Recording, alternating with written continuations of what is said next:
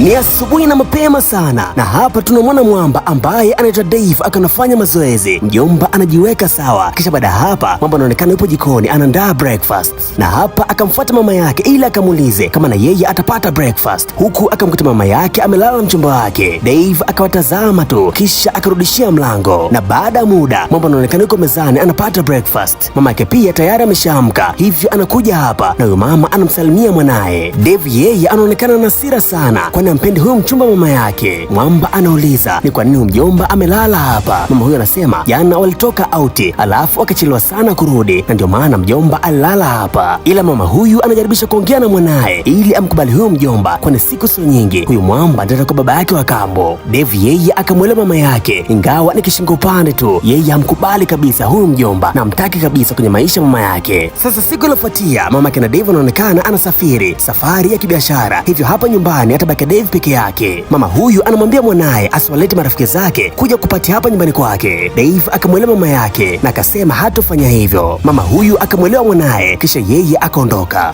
Siku hii Dave anaonekana yupo na rafiki yake ambaye anaitwa Kenny. Wajomba wapo barabarani na Dave ndiye anaendesha gari. Kenny akamwambia Dave waandae sherehe nyumbani kwao kwa kipindi hiki ambacho mama yake hayupo. Dave yeye akalikataa hili, ila Kenny akamshawishi sana na hata akamwambia mama yake hataweza kufahamu hili kwani hayupo, na Kenny akafanikiwa kumshawishi Dave, hivyo wakakubaliana wataandaa pati. Upande mwingine huku kuna mdada ambaye anaitwa Celia anaonekana analia, ikiashiria huko ambako ametokea kuna kitu ambacho hakipo sawa. Wakina Dave wao wapo kwenye gari, Wamba wameweka mziki mkubwa sana, alafu wapo Kibati, na hapa kwa bahati mbaya wakasababisha ajali. Wajomba wakaogopa sana kisha wakashuka chini, na huku wanampata Celia amezimia. Kenny akamwambia Dave wakimbie, ila Dave akakataa. Mjomba akasema wampeleke huyu bidada hospitalini. Kenny akakubali, hivyo wakambeba na kumpandisha kwenye gari. Okay sawa, baada ya siku kadhaa kupita, Sylvia anaonekana bado hospitalini. Bidada yupo kwenye koma, hivyo tangu siku ile bado hajaamka. Dave na yeye yuko hapa anamtazama bidada. Kenny anampiga simu Dave na anamuuliza kama Sylvia bado hajaamka. Dave anasema bado hajaamka. Dave pia anasema simu ya Sylvia iliharibika kwenye ajali, hivyo ameshindwa kupata namba za ndugu wa Sylvia na ndio maana yuko hapa mpaka sasa, kwani madaktari walimwambia asiondoke mpaka bidada atakapoamka. Kenny yeye anamshawishi rafiki yake akimbie, ila Dave anakataa. Wajomba akiwa bado wanazungumza, Sylvia anaamka. Dave akaenda kumwita daktari ili amfanye check up. Daktari akaja hapa kisha akamfanyia check up, alafu akamwambia Dave Sylvia anaendelea vizuri kwa sasa. Dave akamwelewa daktari. Daktari huyu akaondoka. Hapa Dave akamsalimia Sylvia na akasema yeye ndiye alimgonga na gari. Pia hapa Dave anaomba msamaha kwa Sylvia kwa kitu ambacho kilitokea. Sylvia akamwambia Dave asijali kwani hata yeye mwenyewe hakuangalia barabarani na ndio maana kilitokea kile kitu ambacho kimetokea. Hivyo anamwambia Dave asijilaumu kwani makosa sio ya kwake peke yake. Dave akamwelewa Sylvia na akamwambia ameshindwa kuwasiliana na familia yake kwani simu yake iliharibika kwenye ajali.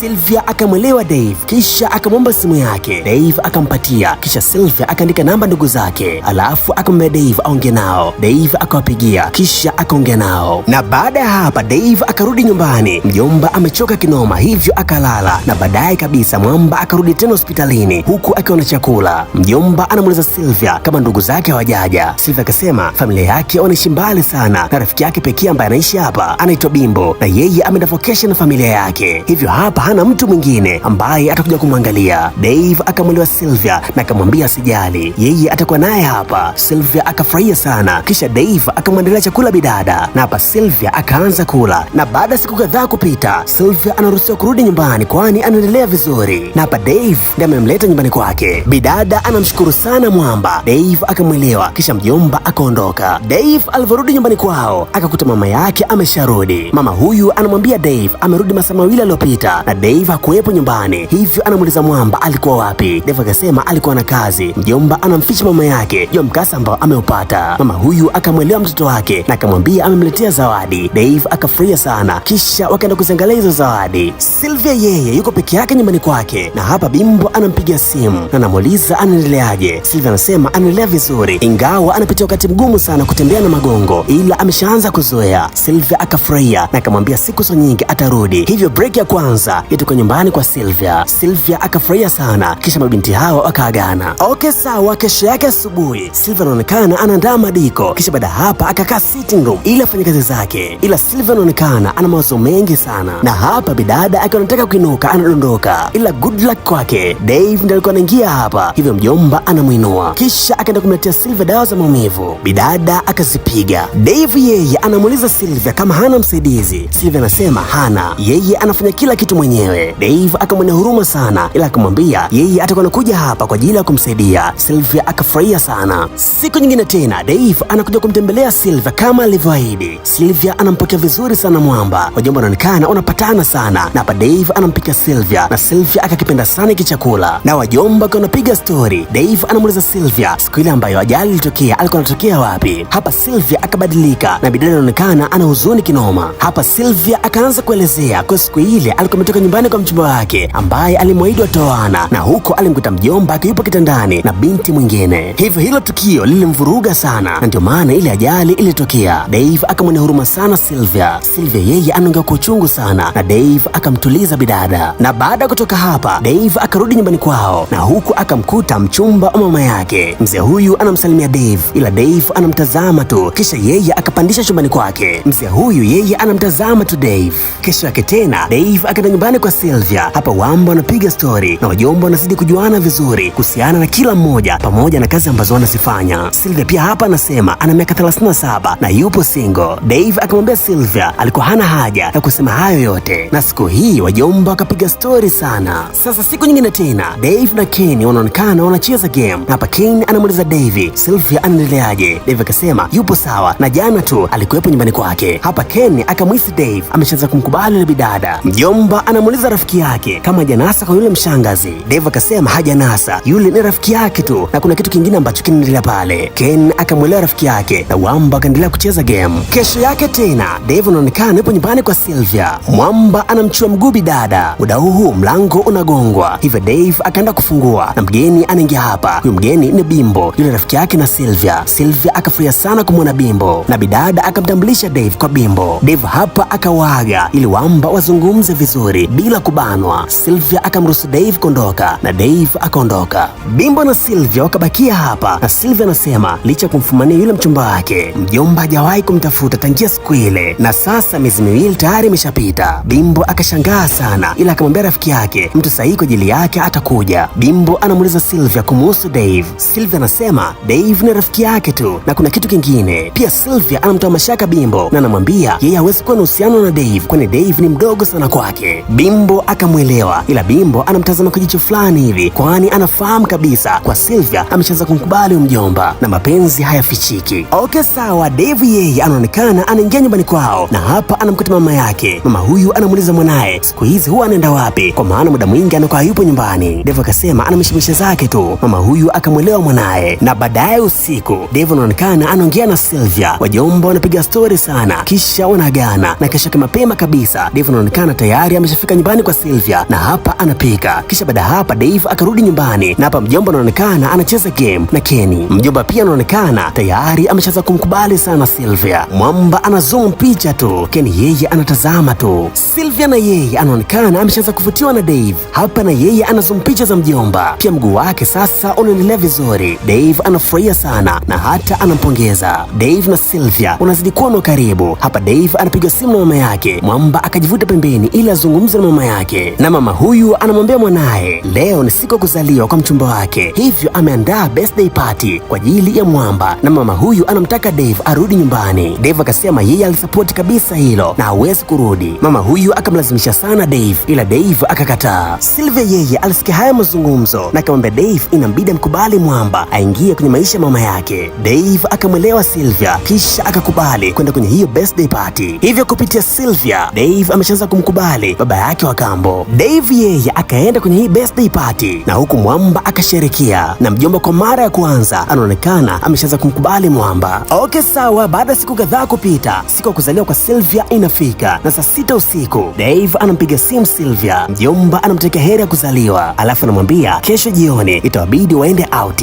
Sylvia akakubali, na kweli kabisa kesho yake Sylvia na na Dave wakatoka out, na wajomba kiwapo sehemu wanakula good time. Kuna binti ambaye alisoma na Sylvia anawaona, hivyo anakuja kuwasalimia. Huyo binti anamtazama sana Dave. Sylvia akajishtukia na akasema Dave ni mpo wake. Dave hapa akamind sana ila akusema, kisha akamrudisha nyumbani Sylvia. Sylvia anamwomba msamaha Dave kwa kitu ambacho kimetokea. Dave akamwelewa Sylvia na akamwambia anampenda. Sylvia akasema amemzidi miaka mingi sana, hivyo wao hawezi kuwa na uhusiano. Dave akataka kumchapa busu Sylvia ila Sylvia akakataa. Bidada anasema amemzidi umri Dave na pia hana hizo hisia za kimapenzi na Dave. Dave akamind sana, kisha mjomba akasepa zake. Na mjomba alipofika nyumbani kwao anaonekana yupo kitandani. Mwamba anatafakari mambo ambayo yamemtokea siku ya leo. Kesho yake Sylvia anamadisia Bimbo juu ya kitu ambacho kimetokea jana kati yake na Dave.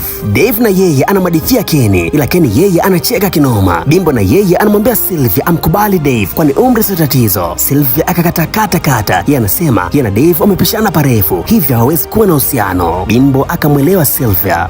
Siku hii yule mwamba ambaye Sylvia alimfumania anakuja hapa. Huyo mjomba jina lake anaitwa Ian. Mwamba amekuja hapa kwa ajili ya kuomba msamaha na mjomba anafahamu kabisa weakness ambayo Sylvia anayo, hivyo mwamba amekuja na pete kabisa, kwani anafahamu kwa Sylvia anatamani sana kuolewa. Mjomba akaomba msamaha, kisha baada hapa mwamba akampropose Sylvia na Sylvia akakubali, hivyo mjomba akamvalisha pete Sylvia. Pia hapa mwamba akakubaliana kwa baada ya miezi miwili kupita watafunga ndoa. Sylvia akafurahia kinoma na hata akasahau kabisa kitu ambacho kimemtokea siku sio nyingi. Pia mjomba hakuishia hapa, akampatia Sylvia zawadi ya gari. Sylvia akafurahia kinoma. Wajomba wakarudi sitting room na hapa wanazungumza ila mlango unagongwa. Ian akaenda kufungua mlango na huku akamkuta Dave. Dave mwenyewe akashangaa sana kumwona huyu mjomba. Dave akaingia ndani. Sylvia na yeye akashangaa kinoma na kumwambia Ian awapishe ili yeye azungumze na Dave.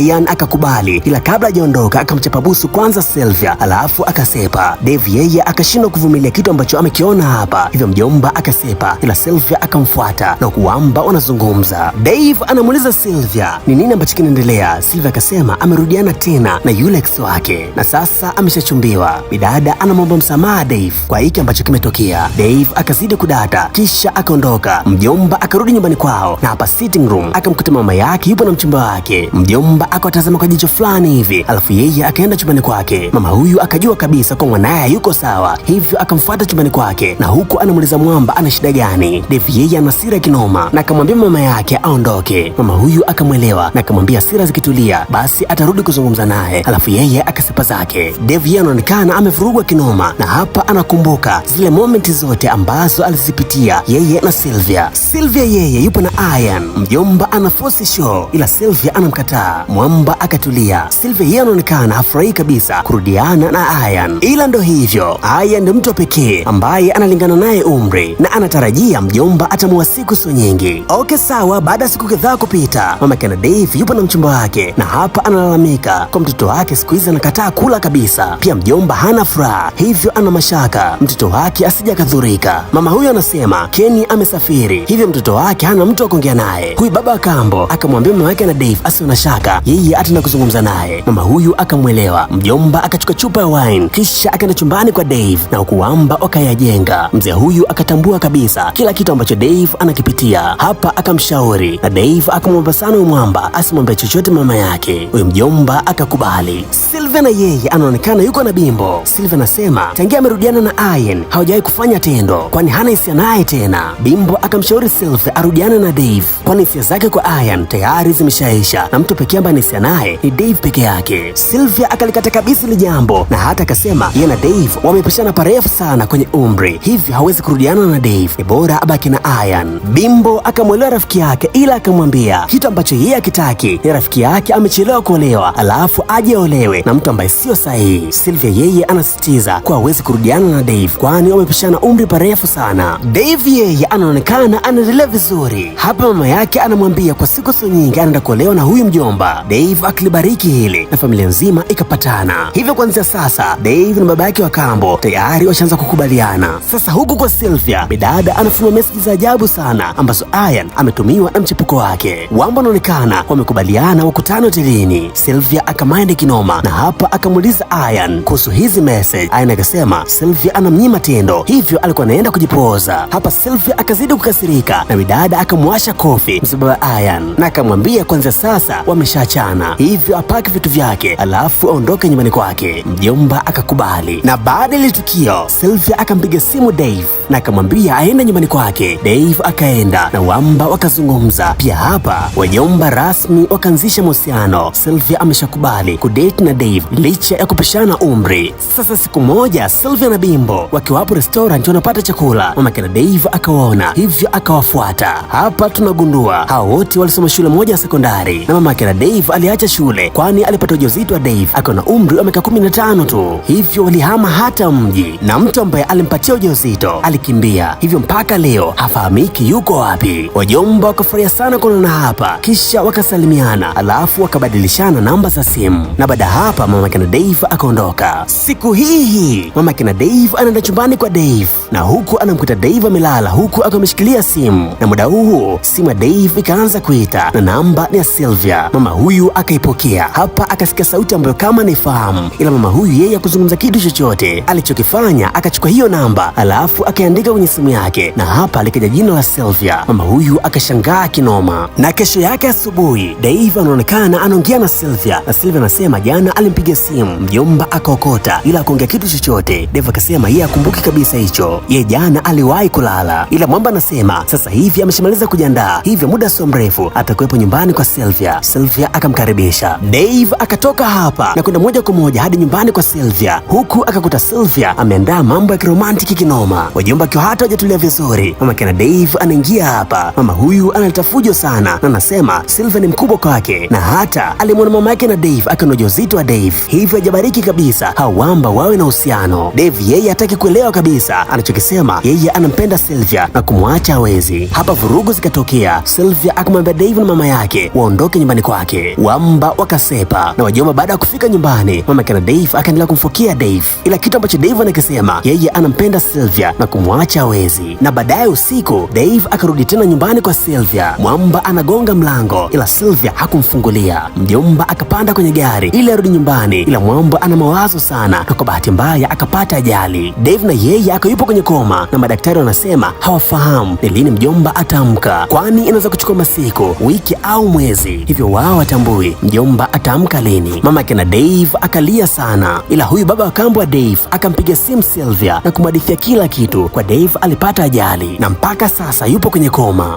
Sylvia akadata kinoma, kisha akaenda huko hospitalini, huku mama kina Dave akataka kumzingua Sylvia, ila huyu baba akawatuliza. Huyu mjomba akamwambia mama yake na Dave wampatie nafasi Sylvia, kwani Dave akisikia sauti ya Sylvia alafu anampenda sana anaweza akamka. Mama huyu akamwelewa, kisha wao wakatoka nje na kumwacha Sylvia akayupo na Dave peke yao. Hapa Sylvia anazungumza akiwa na imani kabisa kwa Dave anamsikiliza. Bidada anaelezea namna ambavyo anampenda sana Dave. Bidada anaongea kwa uchungu sana, na hapa Dave akaamka. Sylvia akaenda kuita madaktari, na baada ya wiki kadhaa kupita tunamwona Dave sasa anaendelea vizuri na penzi lake na Sylvia limestawi sana. Wajomba wanapendana kinoma, na hii mama yake tayari ameshabariki, hivyo mjomba sasa analioa lishangazi, na mzigo ukiisha hapa. Yo, imekuwa ni good time sana kwa nawe kuanzia mwanzo mpaka mwisho, ila nikukumbushe tu kama hii ndo mara ya kwanza unakutana na channel, basi hujachelewa mwanetu, bonyeza alama subscribe kisha bonyeza alama kengele ili wa kwanza kabisa kupata video zote punde tu napoweka hapa. Pia pale Instagram mimi natumia Dula Kid mwanetu, fanya kupita pale na unifollow na mimi nitakufollow back. Mwana kabisa ndio nazungumza hapa, mimi naitwa Dula Kid. Asante na kwaheri, have a good time, enjoy, bye bye.